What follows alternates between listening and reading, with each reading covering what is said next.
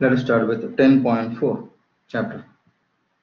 Some single sample test concerning a single mean.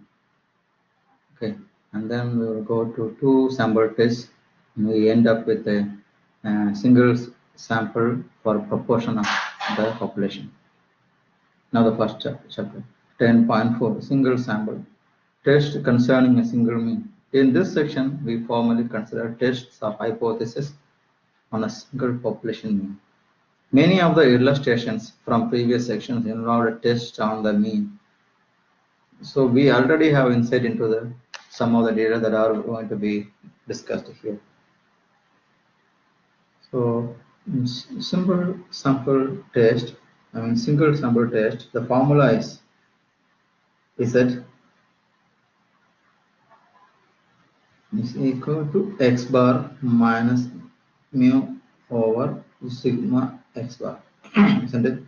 And we should have studied some 5 steps involving the test. First step, we should decide what is null hypothesis. Most of the time, it will be mu is equal to some constant. For single, mu is equal to some constant k or mu 0. Sometimes they call it mu 0. And alternate hypothesis can be any of the three, either mu is less than mu 0, or mu is greater than mu 0, or mu is not equal to mu 0. In these two cases, we call it one-tailed test. The first one is a left-tailed test. The second one is right-tailed test, because here, when mu is equal to mu 0, we accept null hypothesis. The rejection is the left side here, this case. So this is left side. Here, rejection is the right side. So right-tailed test. This one, mu 1 not equal to mu 2, is two-tailed test, right? So most of the time S0 will be equality. Assuming this null and the alternate hypothesis and finding table value of Z. Isn't it? We call it critical value. Critical value and a critical region. Critical region is rejection area. The area in which rejection falls for the given alpha. If alpha value is not given, we assume to be 5%, that is 0.05. 0.05. 5%. Otherwise, you mean confidence level is 95%, which is the standard confidence level. If it's not been mentioned in the problem, then the alpha significant level will be 0.05, which is the probability of rejection. Okay? No, probability of first step error.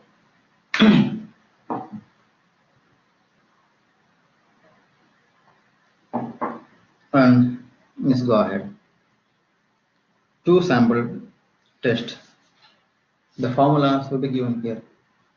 Two independent random samples of sizes n1 and n2 respectively drawn from two populations with the mean 1 and mean 2, mu1 and mu2. And variances are known and they are not equal. The case, isn't it? They are not equal, they are different. So this case is variances are known but not equal. So the formula for this formula you might have seen in the case of confidence interval, isn't it? So this mu1, mu2 will fall in the interval. We might have seen x1 bar minus x2 bar, isn't it? Minus z alpha over 2, and this term will be here less than mu1 minus mu2, and the same with the positive sign here. Yeah? So from that formula, we understand this is the Z formula, isn't it? And here, what is going to be the assumption for null hypothesis? Mu1 is equal to mu2. When there are two means, the assumption is mostly mu1 is equal to mu2. And alternative hypothesis have three choices. Either mu1 is greater than mu2, mu1 is less than mu2, and these two are called one-tailed test. First one is greater than, says right tail, less than will give you left tail. Okay? Or third choice, mu1 not equal to mu2. Mostly it will be given the problem. If not, we have to assume to some reasonable extent, right? Fine. And assuming all this null and the alternate hypothesis, after that find a critical region, critical value of z. Z critical. Isn't the critical means you have to find the table value for the alpha and decide where is the rejection area. Then calculate z value. Calculate z value by using this formula. Check your original z value falls in the interval of rejection or acceptation. So you whether accept. So if the z value falls in the region of rejection, we reject the null hypothesis. If z value falls in the region of non-acceptance, I mean acceptance, region of acceptance, we will accept S0. By using z value, comparing the table value and calculated value of z, we can take decision. Otherwise, there is another way. We can find a p-value. P-value, the probability value of z, isn't it? Depending upon the choice of the alternative hypothesis. We will discuss if the p-value is 0.05, less than 0.05, we will reject null hypothesis. Right? We will reject null hypothesis. Okay. It's coming up on all this information. So this is the standard normal distribution where we are assuming n1 and n2 are sufficiently large that the central limit theorem applies. Although in a one-sided testing case, the null hypothesis can be written as mu is less than mu 0 or as mu is greater than mu 0. It is usually written mu is equal to mu 0, right? So this is an important point. Most of the time we will write null hypothesis mu is a constant or mu 1 is equal to mu 2. We will not use less than or equal, greater than or equal to mostly in the null hypothesis, right? Okay. In the case of mu 1 is equal to mu 2, the difference between them will be 0. That will be applied in this formula, right? Okay. If the two populations are normal, in the statistic above has a standard normal distribution, even for small n1 and n2. Obviously, if we can assume that sigma 1 and sigma 2 is equal to the statistic above already. So this is the case where the variances are known, but they are equal. What is the formula? When the variances are known, take the sigmas. There will be sigma square here. There will be sigma square here. So when you take sigma square outside, it will be coming as under square root. It will be sigma, which is standard deviation. The same formula repeats if standard deviations are equal or variances are equal and known. Unknown but equal variances.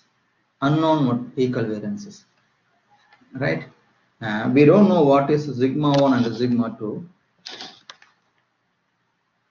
We don't know. But we know that they are equal. We know that the population variances are equal. We will be given the problem.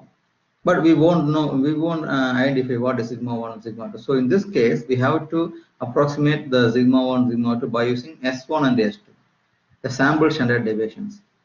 So in this case, pooled t-test, often called a two-sample t-test. Now listen to this one because in the next class, the lab t-tests are going to be practiced for SPSS classes, right?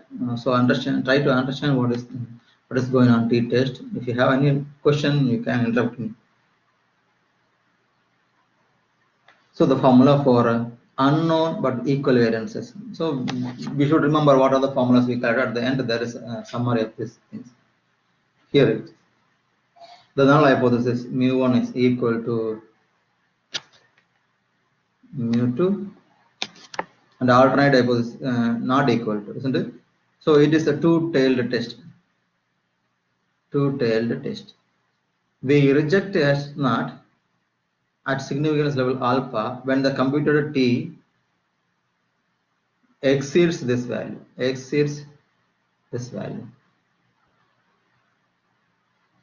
or less than this value. What is it? How do you find it? So we are given alpha value. If alpha is 0.05, you know t curve is like this, isn't it? And middle point is 0, isn't it?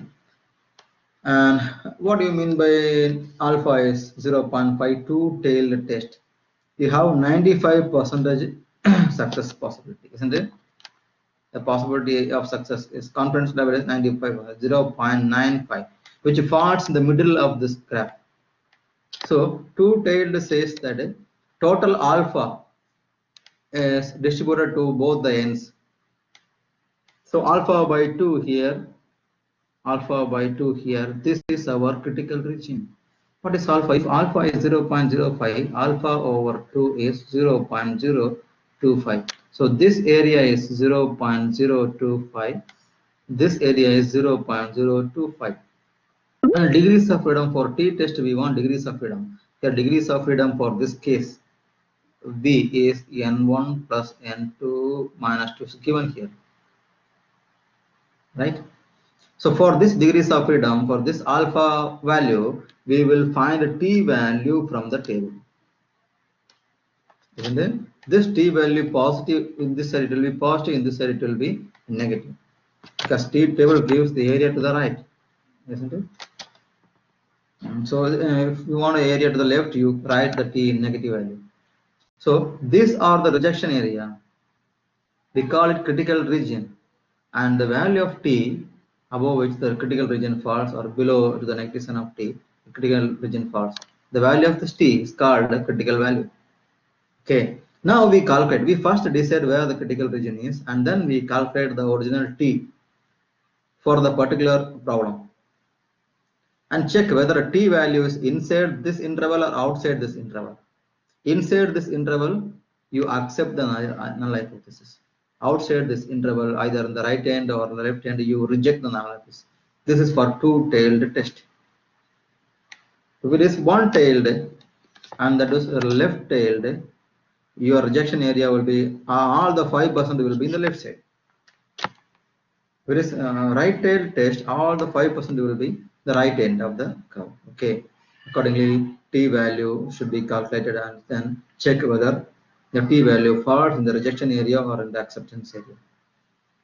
And there is a p value method as well. We will discuss in the problems. You can use either p value method or direct comparison of the t values, direct comparison of the statistic values. As per your interest, but unless others specified. If not specified, you can use any method. If specified, you have to use the particular method. Okay. This is unknown but equal variances. Here, unknown but unequal variances. They are different, but there is no sigma, only S. So this is something cumbersome to calculate, the V, degrees of freedom. Mostly, we don't find the problems of this type in our Bayesian schedule, right? But you should understand the formula is similar. The x1 bar minus x2. The d0 is the difference between mu1 and mu2, isn't it? If the difference is 0, d0 is different. There is no difference. They are equal. D0 is 0. And this is just like the Z formula, sigma square divided by 1. We don't have, we don't know what is sigma, so we will use the sample standard deviation. So S1 square over S1, N1, S2 square over N1. Using this S1 and S2, N1 and N2, we calculate the degrees of freedom by using this formula. The same formula we have seen in the case of confidence interval. So as a result, the test procedure is the same. If the t value falls in this interval, we cannot reject S0, isn't it? Okay, fine.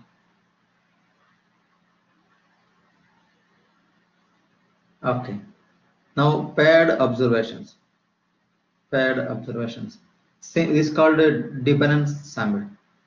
You will have a pair of observations for the same data. For example, you are taking 10 patients and analyzing the health, their health measures, listing out the information, and then after some treatment, whether the again you take the measurements, you list them out. Now for the same sample, you have different data before treatment, after treatment. This is called a paired observation.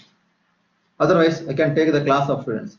Before training, I conduct one exam, I collect the marks. That is my first list. For the same students, after training, we will conduct another exam. We will collect the second set of marks.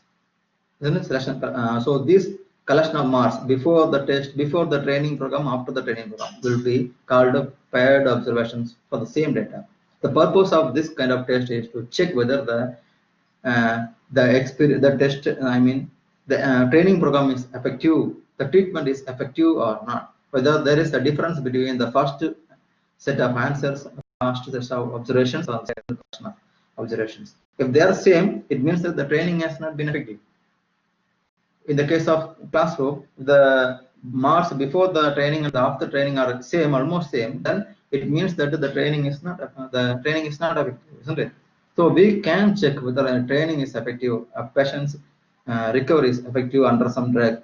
All these things can be checked by paired observations, isn't it? This test, t-test for paired samples. One sample will give you two different data. So we are analyzing the data. So read now. For testing of two means when data are in the form of paired observations, computation of the confidence interval for mu1 minus mu2 is equal to 0. Our null hypothesis is always mu1, the first set of data, is equal to second set of data. There is no difference. Assuming is there is no difference. There is no significant statistical significant difference between the means of two data collections. You understand? And alternate H1 has three choices. Either mu1 is less than mu2 or mu1 is greater than mu2. Depending upon the case, you choose your formula first mu1 and mu2, isn't it? And then third one, mu1 not equal to mu2.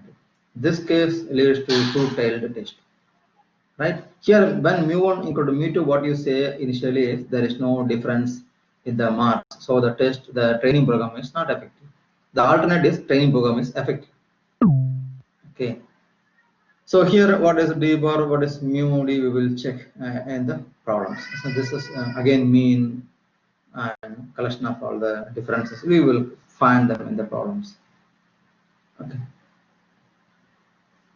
Fine. Well, it's given here. Capital D bar and SD are random variables representing the sample mean and the sample standard deviation of the differences of the observations in the experimental units. What are all these things? We'll see whether we have any problem or not. This two sample problem is essentially reduced to one sample problem by using, that is, there are actually two sample problems. One student's ID, student's ID 1, 2, 3, 4, 5, then marks 1, 10, 9, 7, 3, 2, marks 2 after the coaching or training. What is the marks? 8, 9, 10, 7, 5. So now we will check. So this look like there are two samples, but we convert them to one sample because they are the marks of the same set of students. This two sample problem is essentially reduced to one sample problem by using the computed differences. We will calculate difference for every pair and then we will find the average of it, d bar, and assuming that mu d, there is no difference. The difference is none. The computer and then we will find test t-test value, check whether it falls in the critical region or rejection area. Here degrees of freedom, wherever t distribution comes, it will be, wherever t-test comes, it will be, there will be degrees of freedom. So for this case, the degrees of freedom is n minus 1. And now the collection of all information, the summary of the whatever we are and so on. For first case, this is the formula for the first case. What is the first case? Single sample test. Single sample test. Isn't it? Test for mean. The null hypothesis is mu 0. So remember this chart. Second case, single sample, sigma is unknown. Sigma is unknown. When sigma is this sigma is not available, population standard deviation is not available, we go with the sample standard deviation. That's where you will use t-test. Where when there is one sample, degrees of freedom is n minus 1. All others are x bar and mu are same concept. Now, alternate hypothesis can be any of these three. Then rejection area, we will practically do this one for the problems. Now, when there are two samples where variance are known, standard deviations are known, the null hypothesis is this one, and the formula for result is given here. We have discussed, isn't it?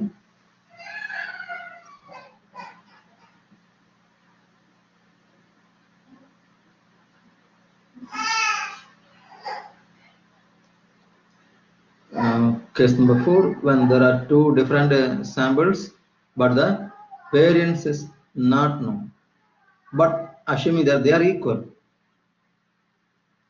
When the variance is unknown and equal, we will use pooled t-test, and this SP can be calculated by using this value.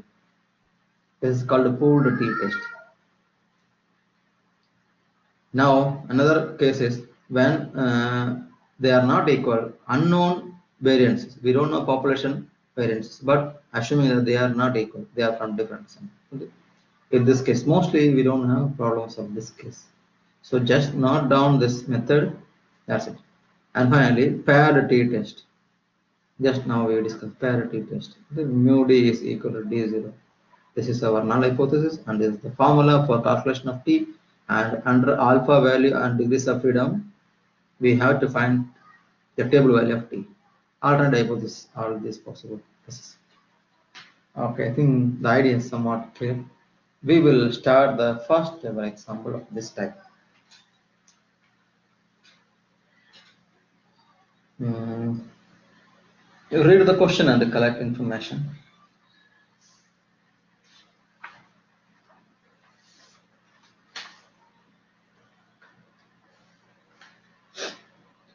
A research report claims that mice with an average lifespan of 32 months will live to be about 40 months old when 40% of the calories in their diet are replaced by vitamins and protein. Is there any reason to believe that mu is less than 40? They are giving some information here. Is there any reason to believe that mu is less than 40 if 64 mice, so n is 64, are replaced on this diet have an average life of 38 months? This is sample 64, its average is 38, so x bar is equal to 38. Standard deviation of 5, standard deviation sigma is equal to 5.8. What is given? Mu is less than 40. This is our alternate hypothesis. Is there any reason to believe? So we assume H0 is mu is equal to 40. The population variance is assumed to be 40. Sample population mean is 40. Sample mean has been given here. What is alternate hypothesis? Mu is less than 40. So whether any reason, any evidence supports to believe that this is to be accepted or what? That's the question. So from this data we are going to calculate. This is a left-tailed test. We call it one-tailed, and more particular it is left-tailed. Isn't the rejection of null hypothesis falls in the left side. When mu value is lesser than 40, we reject it, isn't it? We reject. So rejection or acceptance is all about H0. H0 is our hero. We will either accept him or reject him, right? One tail. What is going to happen here? First, we got to find. Okay, this question is about using p-value. Use p-value. P-values alpha. We will find it here. Add it here. P-value in your conclusion. Okay, if confidence level is not given, we have to assume this to be 95%. This gives significance level alpha is 0.05. So this all the 0.05, since it is one tailed test, will fall in the left side of the take z transfer. This is z. The formula for z I'm writing here. Formula for z is one sample test. Sigma is known, so not t test, isn't it? X bar minus mu divided by sigma over root n. This is what we are going to use to calculate the z value.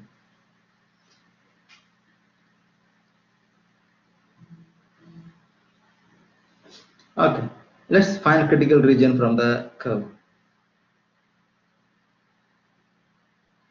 This is z curve, isn't it? See, remember, our first step is to write the null and alternate hypothesis. Second, find a critical value for alpha.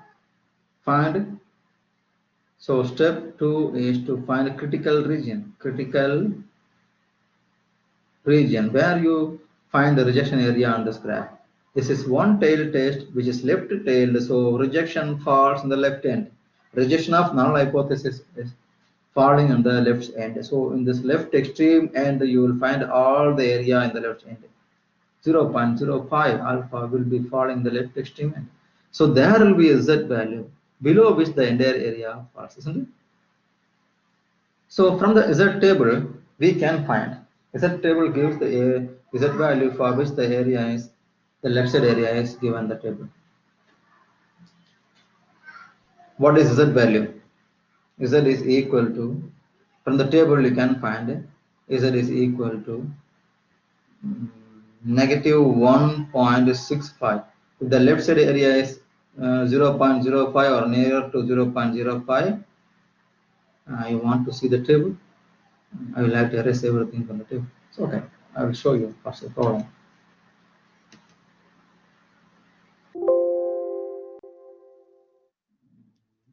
The area is 0. Left side area is 0.05. You find here 0.05, and nearest values are the nearer.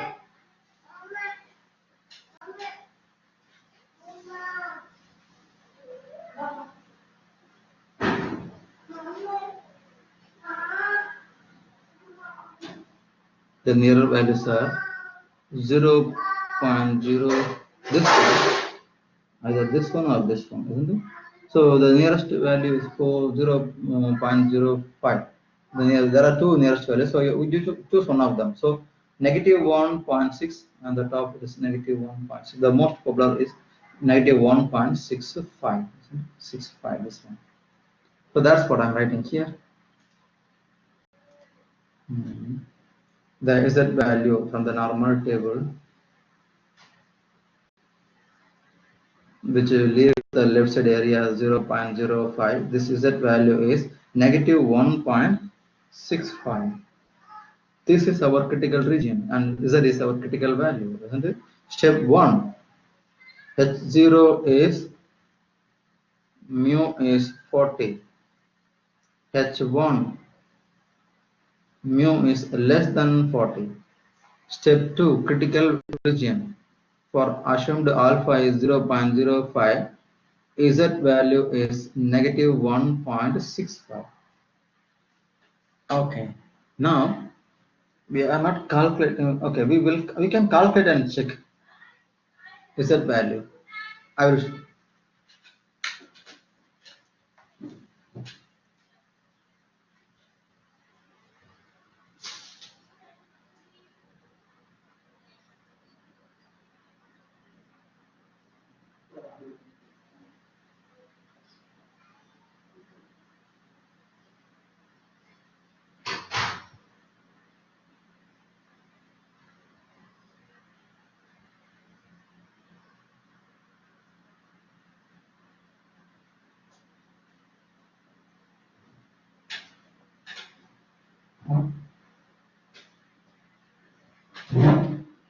So there are two methods actually. We can calculate z value and check the Z value is falling, the calculated Z value falling the right side or the left side of Z, isn't it? If your Z value falls here, you accept the null hypothesis. If your calculated result value falls here, you will reject the null hypothesis. So let me check that as well. Now, the formula for Z is x bar minus mu divided by sigma over root n. What is it?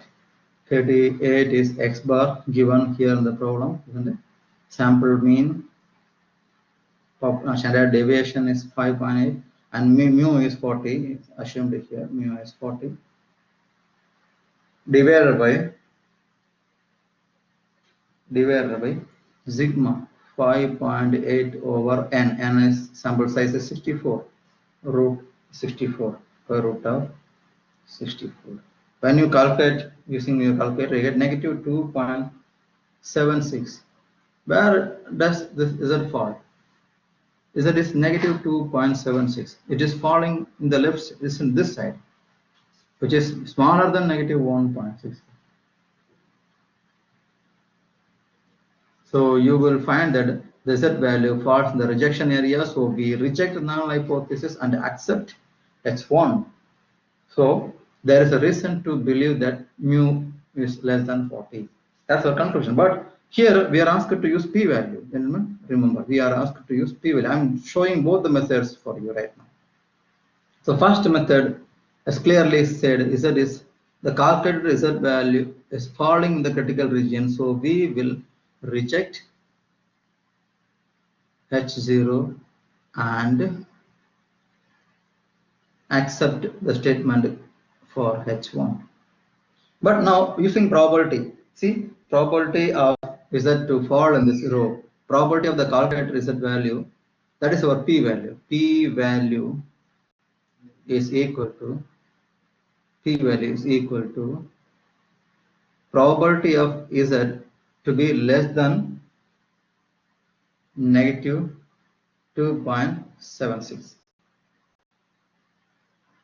We have to calculate the Z value, and we will not compare whether it falls in the region. We will check what is the probability of this one. So the Z area, that is the area below this point, 0.0, with the area to the left side of the Z value, negative 2.76. From the table, we will find. From the table, just go to the table, go to negative 2.7 left most column, and on the top you can go for 0.06. You'll find the area is 0.0029, which is less than 0.05. See, one-tailed test we are going with just probability of Z value. When it is two-tailed test, I will multiply here 2. Okay, so now there is no multiplication. That's so probability of Z value to be lesser than this one. That is the area below the value of this t Z is 0.0029, which is lesser than 0.05. Whenever the p value is lesser than 0.05, in all cases, we will reject H0. If the p value is greater than this 0.05, we will accept the unlikely. So in this case, we reject H0 and accept S1. So there is a reason to believe mu is lesser than 40. That's the conclusion of this problem. And I think the idea is shown by this time. So there are two methods. As far as there is no question about using p-value, you can find Z value, check in this graph whether it falls in the rejection area or acceptance area, and then conclude it.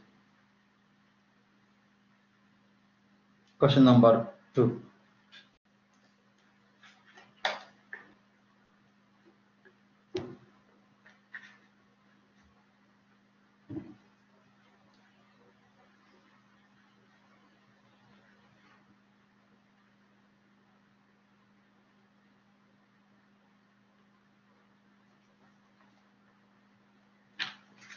Read this one.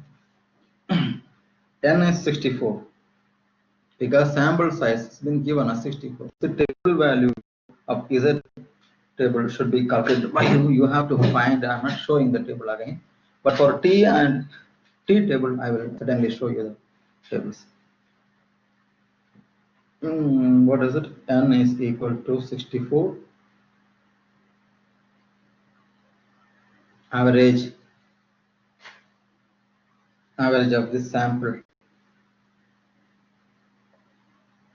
x bar is 5.23 and standard deviation sigma is equal to 0.24.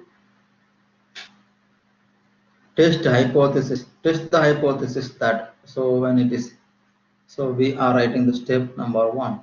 H0 is 5, mu is equal to 5.5 against one sample test where standard deviation is known. So is that test. H1 is what you want. So it's given here, alternate hypothesis. Alternate hypothesis mu less than point, mu is less than 5.5. Again, left-tailed test, isn't it? One-sided left-tailed test. Second, we find a critical region. Third, what is third step? Third step is calculation of the value of t or z, calculation value, isn't it? Fourth step is rejection or acceptance. Decision, conclusion. You have to decide whether to accept or reject the null hypothesis. There are 4 important steps to solve this kind of problems. Critical region. What is alpha? Given here, alpha, the beginning level of significance. Alpha is 0.05. Since this is one-tailed test, all and that is left-tailed test. This left, isn't it? All the rejection area, all the alpha will fall in the left extreme end. This is 0.05. So the corresponding z value for the previous problem, did we find it? Yes, it is. Z is negative 1.65. So below, if the z value is lesser than, we don't want to use p-value here. Nobody questions us to find the p-value. But we can check. If you want one more time, I will show you how to find p-value and check. Let me decide. So critical region is z is lesser than negative 1.65. This is my critical region. If the z value falls in this region, you will reject H0, critical region or region of rejection. Step 3, calculate the z value. Z is x bar minus mu over sigma over root n. Isn't it? So x bar is 5.23 given here from the problem. Mu, where is mu? Mu is assumed to be, that is our null hypothesis. We are testing that one. 5.5 over sigma. Again sigma, what is sigma? 0.24 over root n. Root n is 8 because root is 64. It will be 8.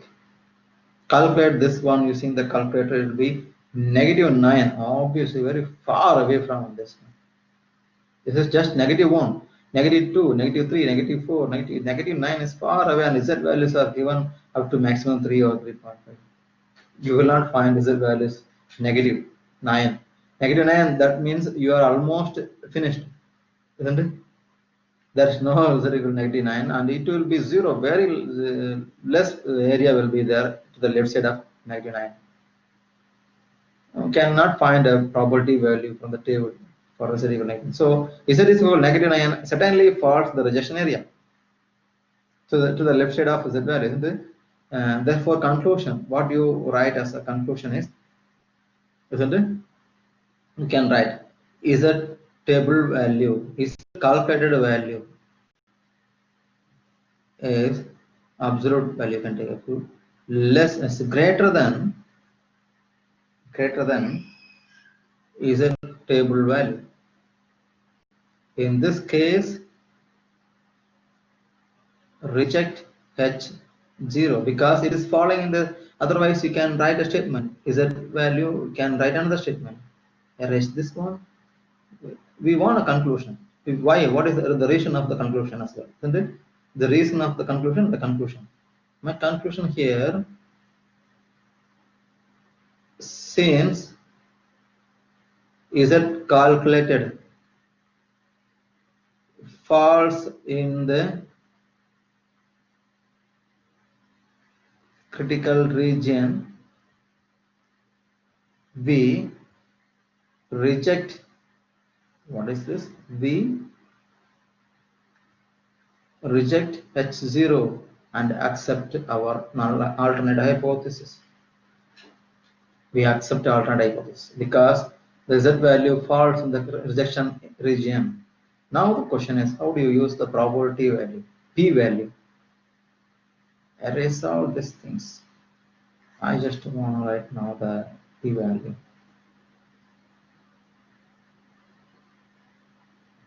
P value I'm going to find by using the property, but it's the one-tailed test, so P value is probability of Z less than -9. From the table, the area less than of -9 for Z is almost 0, approximately 0. So this value 0 is lesser than 0.05, so we reject S0. From the table value, you cannot find a property for lesser than -9 or greater than +9. Both ends is almost 0. So it's approximately 0 there, which is lesser than 0.05. So reject null hypothesis. Whenever the p value is lesser than 0.05, we will reject null hypothesis. Okay. Now let's go to the next problem, problem number 3.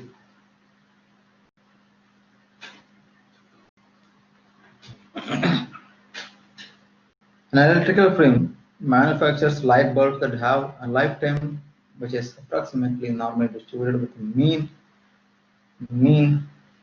So what is your mean? Mu is 800. The sample has not been taken, and standard deviation S, sigma, is equal to 40.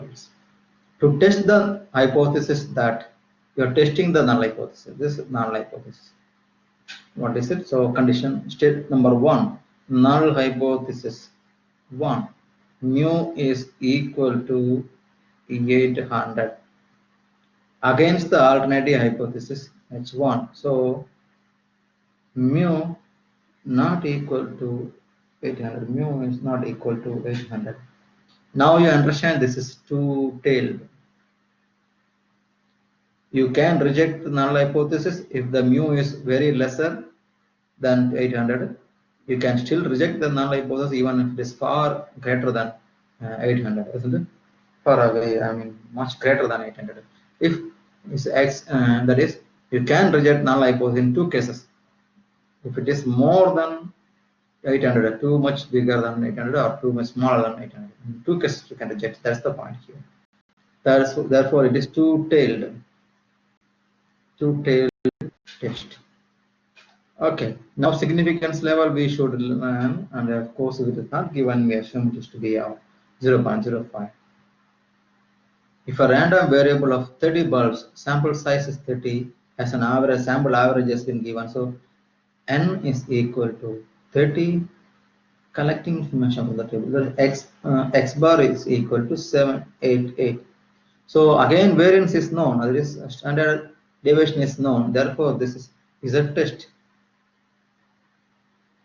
Z is x bar minus mu over sigma over root n. This is the formula to find the value of Z, calculation value of Z. Okay, step number 2,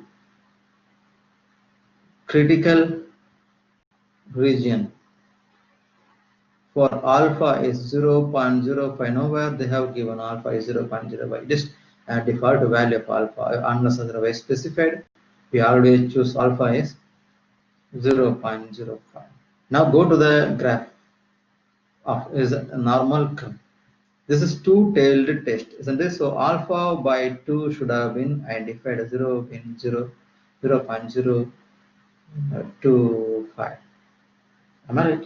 That 0 alpha over 2 will fall on both the ends. When it is two-tailed test, both the end areas will be alpha by 2. So rejection areas falling on both the ends, which are 0.025, 0.025. The same, whatever the Z value comes here will be there in the left side with the negative sign. So find this Z value, which gives you left side area 0.05, 0.025. From the table, find this negative value of Z from the table. From the table, the area, the Z value that leaves this area to the left side of Z is negative 1.96. You can verify the table, the area. From the table, you take the area and find the Z value from the left extreme value and the top. Negative 1.9 and 0.06. Therefore, this Z value will be the positive of the same 1.96. Or you can find this positive value which leaves the area to the left is 0.975 because the right side area is 0.025. Therefore, the left side area should be 0.97. Anyway, you can find it. So, if Z value lies in this interval, the calculator is if the calculated Z value lies in this interval, you accept null hypothesis. If the calculated Z value is following the rejection area, the critical area, I write the critical region here. Z is lesser than negative 1.96 or Z is greater than 1.96. This is my critical region. Any value of Z falls in this interval will be rejected apparently. Fine. Now the term is to calculate Z. 2 steps have been done and I don't want this graph anymore. Can I erase it? Should we use p-value? Okay, use find Z value and then use probability value to answer it. Okay, now this is a two-tailed test. The same area, the area on the left is equal to the area to the right. So p-value should be multiplied by 2. Let me first find the Z value and I want to erase some part to proceed with. So I erase this value, this table value, this graph. But this graph, if the graph is there, you can easily check it is rejected or accepted to identify whether to reject null hypothesis or accept, because it will be easily show you whether this if you center is 0, the Z calculated Z value is here or outside. You can easily measure by using this graph. But unfortunately, I had to erase this one right now to give some room for solving the problem. Okay, we're done here.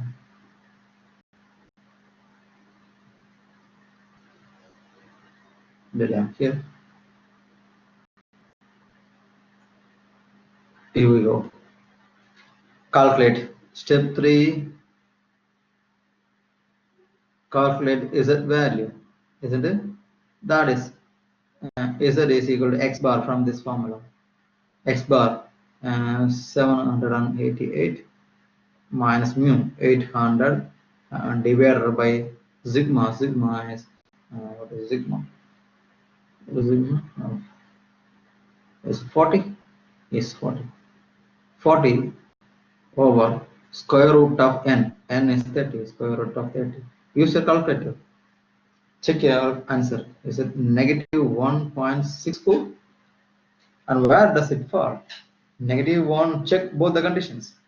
But we are asked to find the p-value. Okay. So p-value, I'm not comparing the region. If I have the graph, I can easily verify. So negative 1.6 is much better. It is not lesser than this one, isn't it? Which is greater than negative 1.6 and negative, which is greater than. So this condition is failure. So it's falling inside the acceptance region. Okay, let me check the p-value. P-value, which is this is a two-tailed test, isn't it? So you multiply by 2, probability of Z less than negative 1.6. The probability, the area of Z which is falling the left side of this value will be equal to the area to the right side of Z, which is positive 1.6, isn't it? So there are two areas we want. We multiply by 2 for the same Z value. Z is symmetric one because it is symmetric. Okay? Z is lesser than negative 1.64. Find the probability from the table. When z is negative 1.64, what is the area to the left side of? When the z is negative 1.64, what is the area to the left side of this z? From the table. For table negative 1.6, the left extreme column is negative 1.6, and the top 0.04. Find the value and the area, which is 0.0505 from the table, isn't it? So multiply by 2, you get 0.101, which is greater than 0.5. Our benchmark is 0.05. Our benchmark for p value is 0.05.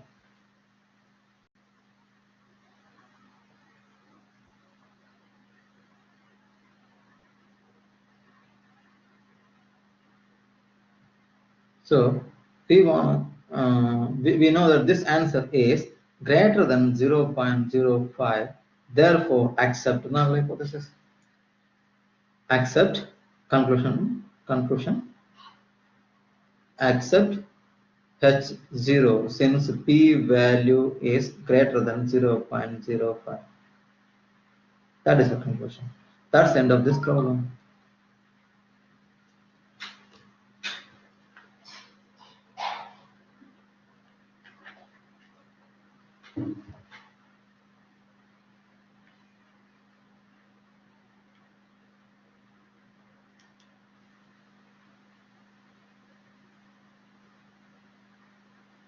Problem number 4. And here should be careful. We need to calculate a lot.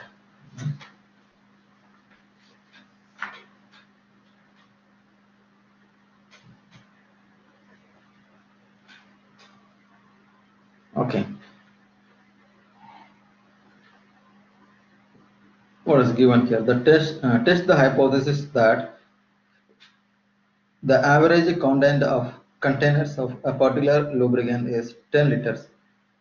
So some average has been given. Collect it. Mu is equal to 10 because no other, because it's directly given average content of containers of a particular lubricant. If the contents of a random sample, now we take sample and its average we should find. We don't have information. We have been given a sample 10 containers, so sample size n is 10. What is x bar? Unfortunately, we have to calculate summation x over sum all the data, all of them. There are 9 and one more point here, 10, and divide it by 10.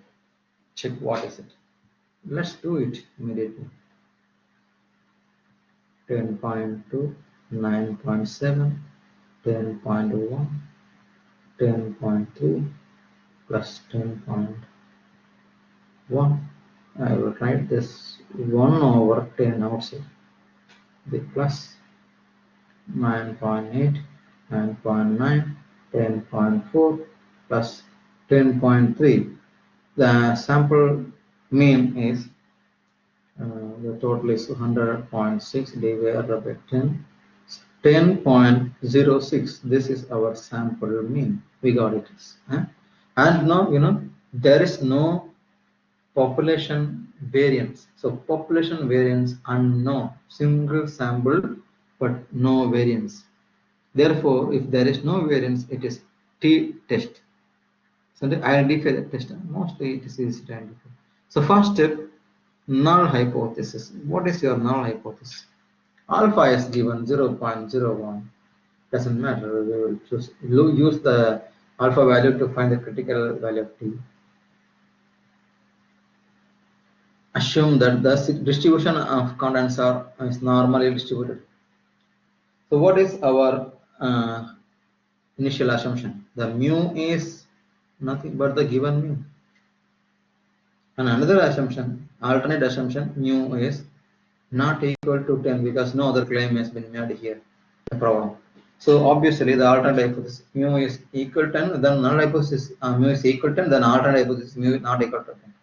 Mu is not equal to 10. That is our alternate hypothesis. Is it clear? So we have decided. So this is two-tailed, and the Identify the test. What is it? T-test, since no sigma. Sigma unknown. We have to calculate variance of x. When the sample has been given, the formula is 1 over n minus 1 summation xi minus x bar whole square. How to calculate variance? When you find a variance, then the standard deviation is square root of the variance. Okay, because sigma is unknown, so we need to find s. This is s square. What is the test distribution? Here test is t is x bar minus mu over s over root n. Instead of sigma, we use sample standard deviation. That's the only difference. And we will use t table now.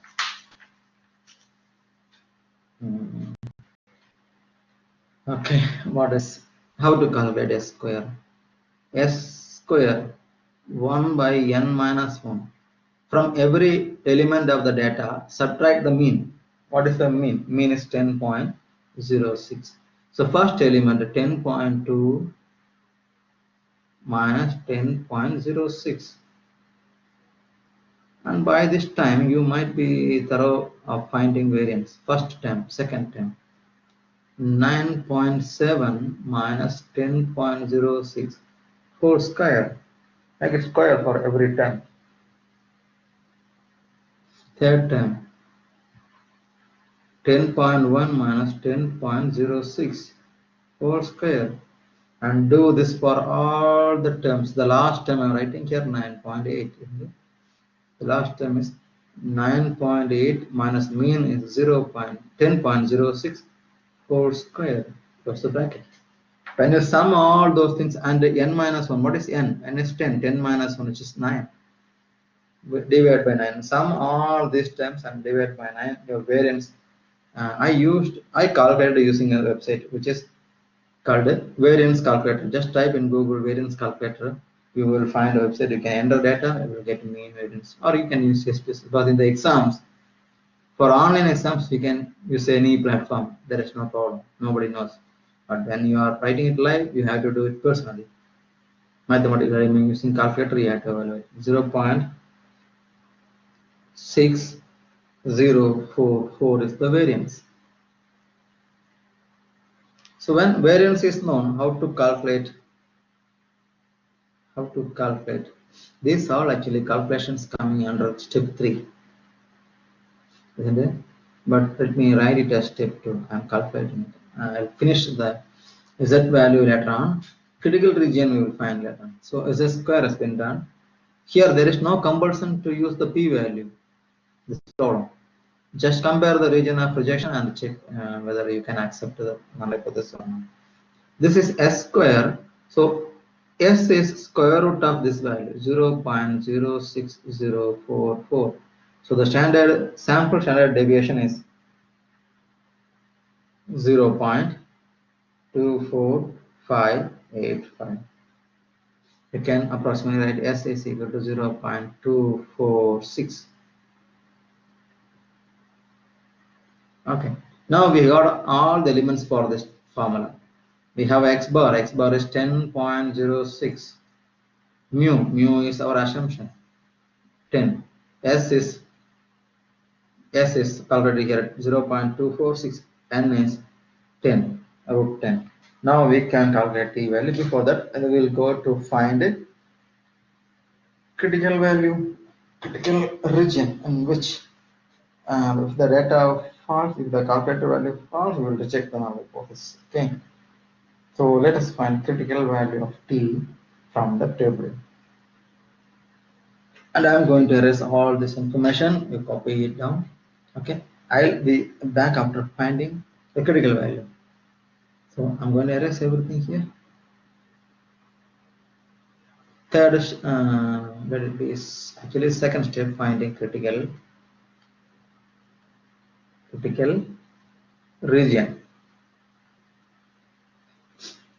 For degrees of freedom, what is degrees of freedom? V n minus 1, which is 10 minus 1, 9, and alpha is given as 0.01. 0.01 is a two-tailed test. since it is two-tailed, the graph will be like this. Projection area will be on both the sides. Here alpha over 2, and here is also alpha over 2.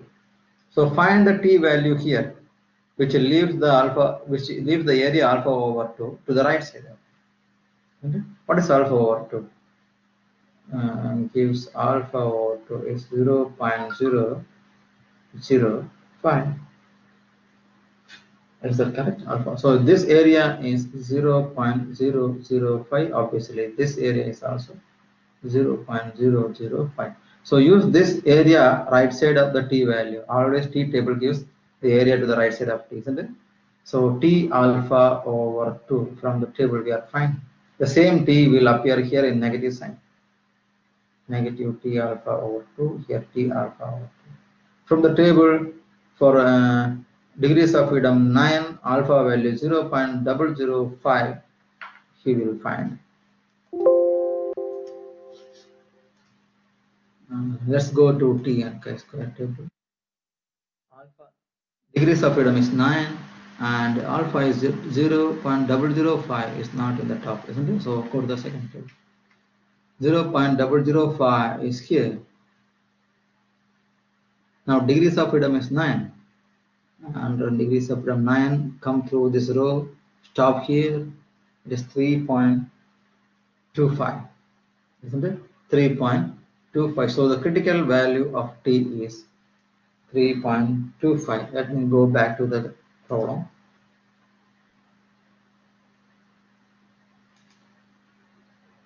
What we have done is that t value is 3.25, 3 alpha 2. So let me decide what is the critical region. This is alpha over 2, 0.005, the same alpha over 2 here, isn't it? So here you find t alpha over 2, which is 3.25. Therefore, the same will be here in negative sign because t is symmetric, isn't it? So projection area, the critical region I am writing.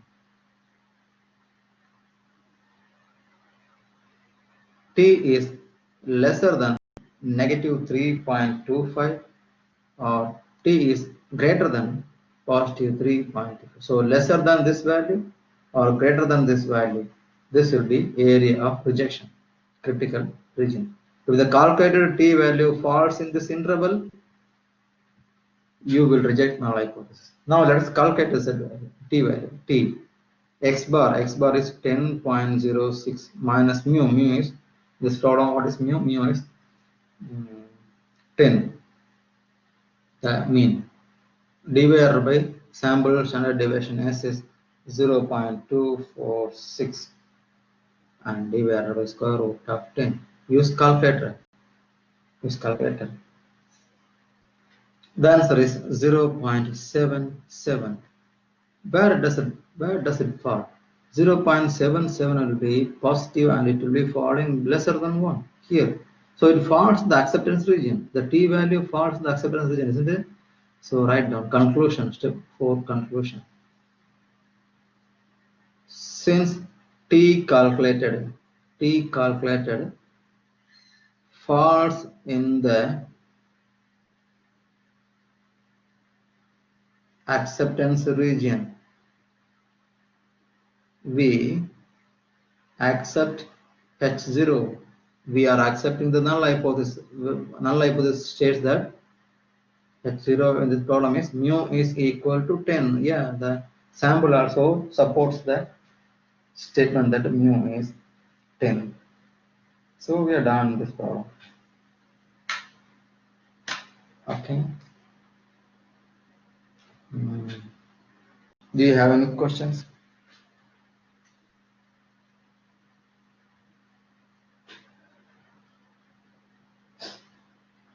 We have 3 more problems in this chapter and 1 more problem in the next chapter. I think the rest can be continued in the next class. What do you think? Can I continue?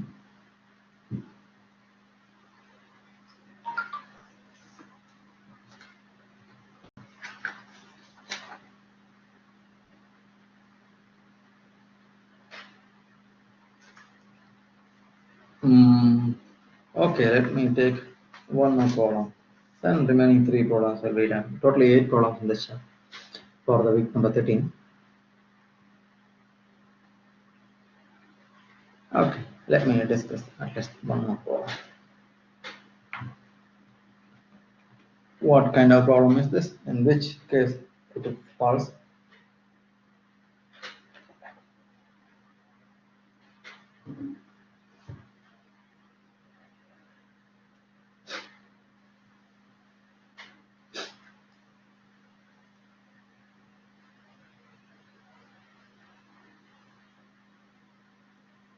A random sample of size n1.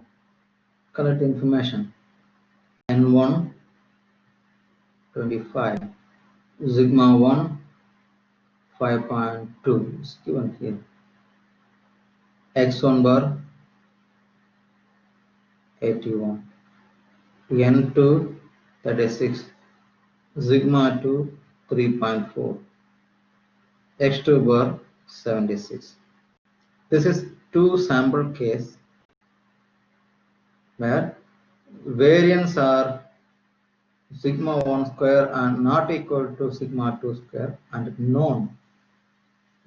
Given. So once it is known, you will get a Z test. When it is unknown, you will go to T test, right? So the formula is Z is equal to x1 bar minus x2 bar minus mu1 minus mu2 all divided by square root of sigma 1 square over n1 plus sigma 2 square over n2. This is the formula to find the calculated value of Z. Now step 1, null hypothesis H0. They have given here null hypothesis. Test the hypothesis. So this is the hypothesis. Mu1 is equal to mu2. Or you can write mu1 minus mu2 is equal to 0. In this formula, this term will be 0. Then the alternate hypothesis mu1 not equal to mu2. Otherwise, mu1 minus mu2 not equal to 0. This says that this is two-tailed, this L. Two-tailed is a test. Okay. So alpha, do you have an alpha? Quote a p-value. Okay, we have to solve this problem by using p-value. Okay, we'll complete. Do you have any alpha value in this problem? Alpha is not given. Assume alpha is. So second step, I'm going for the second step. These are the assumptions. Now, step 2. Step 2, we have to find the critical value of p, isn't it? So note down all this information here. I'm moving ahead.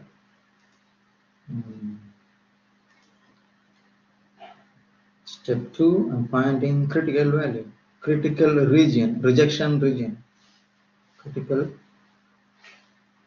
region.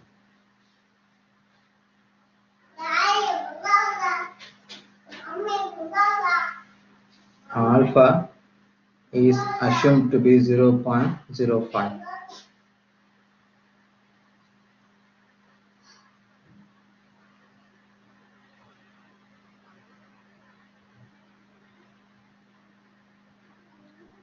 And this is two-tailed. Okay, two-tailed. Therefore, go to Z table, find the Z value, so that this is alpha over 2. This is the right extreme is also alpha over 2, which is, what is alpha over 2? Alpha over 2 0.025. So the rightmost area is 0.025. The leftmost area is also 0.025. You know, T table will give you the Z value for which the left side area is given.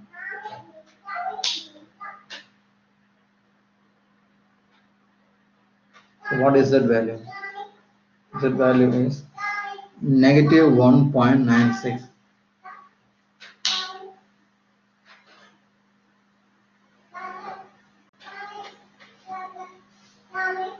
So obviously this Z value should be positive 1.96. So if the calculator Z value lies in this interval, you will accept the null hypothesis. If it falls in the rejection area, you will reject the null hypothesis. That's what we have learned. But here we had to conclude by using the p-value. Okay, let us calculate and define Z value now. So the critical region, I'm writing here, critical region, Z is lesser than negative 1.96 or Z is greater than positive 1.96. This is the rejection area. So we are done with the decision area. Now we have to find calculated value of Z. I am erasing this code again. Step 3, calculation. Calculation, isn't it? Okay. Is it x1 bar minus x2 bar? X1 bar is 76. X2 bar is x1 bar is what? It's 81. I'm sorry, it is 81.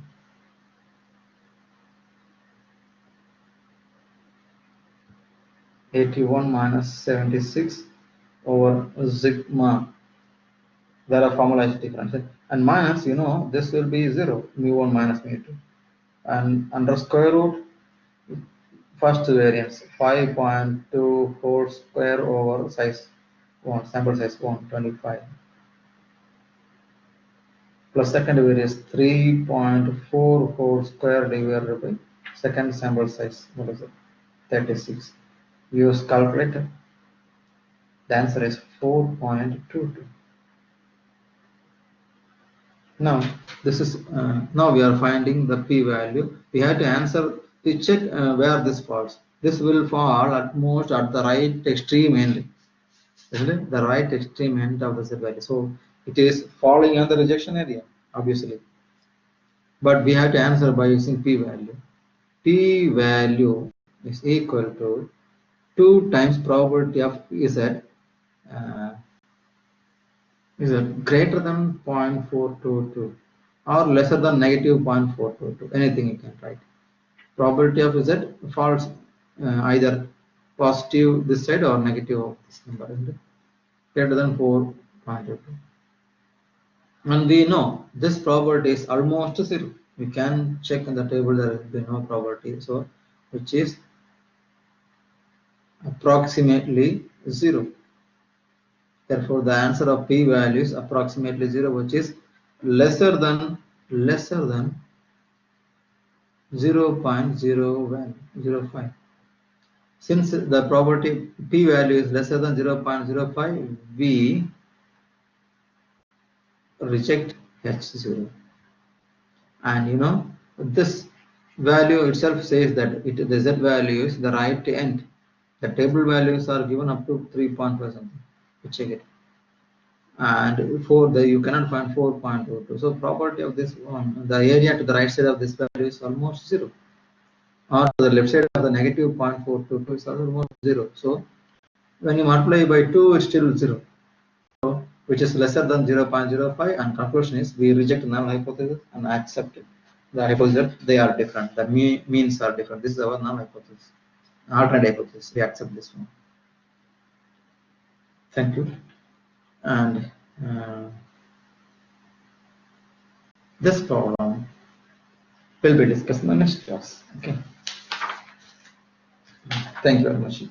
You can discuss your doubts with me.